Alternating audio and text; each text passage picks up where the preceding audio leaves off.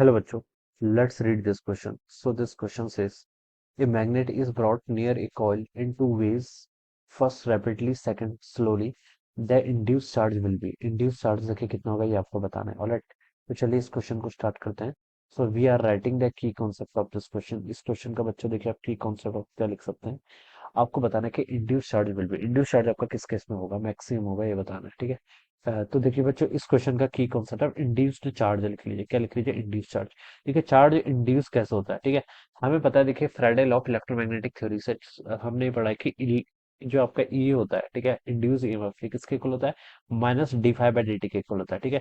यानी कि the rate of change of magnetic flux, flux के चेंज होने से, ठीक है, किसके रिस्पेक्ट में, टाइम के रिस्पेक्ट में. ठीक है. Not with position. फ्लक्स अगर आपका टाइम के साथ साथ चेंज करता है तो वो क्या आपका क्या होता है, आपका फ्लक्स अगर टाइम के साथ चेंज करेगा तो आपका ईएमएफ क्या होगा, आपका इंड्यूस होता है. क्या होता है, ईएमएफ इंड्यूस होता है. या फिर हम इसको ऐसे भी लिख सकते हैं, जो आपका इंड्यूस ईएमएफ का मैग्नीट्यूड होता है वो किसके इक्वल होगा, आपका D five by D T के इक्वल होगा. The magnitude of the induce EMF. ठीक है.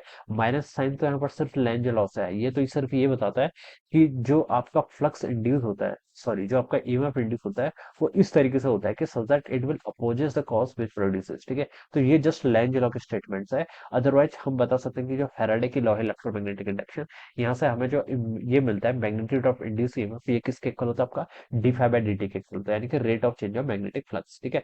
तो ये तो आपका ईएमएफ इंड्यूस हो गया.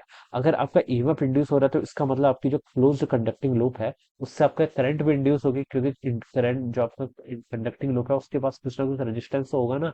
तो हम लिख सकते हैं EMF induce divided by the resistance. ये क्या बताएगा, आपको करंट बताएगा. तो आप लिख सकते हैं, देखिए D five divided by R D T, ये क्या हो जाएगा, this will be the induce current. ये क्या आएगा आपको यहाँ पर से, इंड्यूस करंट के इक्वल आएगा.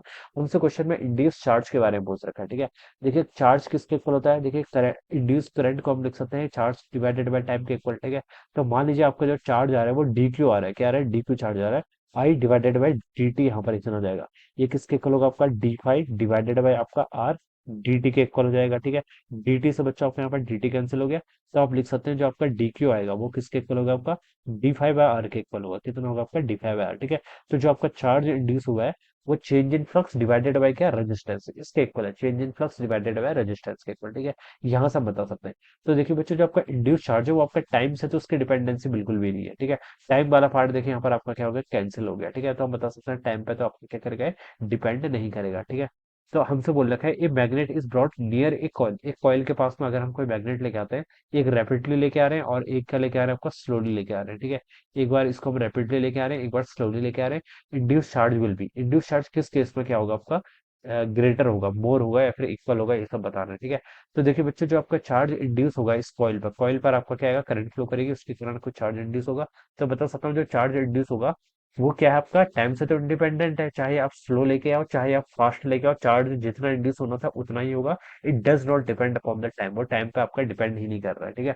तो इंड्यूस चार्ज क्या होगा दोनों ही केसेस में, अगर आप फास्ट लेके आओ या फिर स्लोली लेके आओ, दोनों ही केसेस में इंड्यूस चार्ज क्या होगा, आपका इक्वली होगा. तो थर्ड वाला ऑप्शन क्या होना चाहिए, आपका करेक्ट होना चाहिए. बिकॉज जो इंड्यूस चार्ज है it is independent of the time, ये टाइम से इंडिपेंडेंट है. ठीक है. तो कौन सा ऑप्शन मैच करेगा यहाँ से, आपका option three. Option three will match. ठीक है. तो फर्स्ट भी रॉन्ग है, सेकंड भी रॉन्ग है, थ्री मैच करेगा.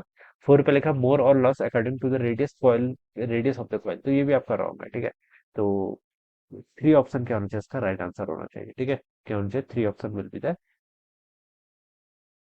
Right answer. ठीक है. चेंज इन फ्लक्स बोला है ना इसने. ठीक है. चेंज इन फ्लक्स थोड़ा रेडियस पर डिपेंड करेगा. ठीक है. फ्लक्स रेडियस पर डिपेंड करता है लेकिन चेंज इन फ्लक्स आपका रेडियस पर डिपेंड नहीं करेगा. ठीक है. तो ये भी रॉन्ग होगा. तो ऑप्शन थ्री इसका राइट आंसर होगा. So I hope you all understood this concept. All the best and thank you so much.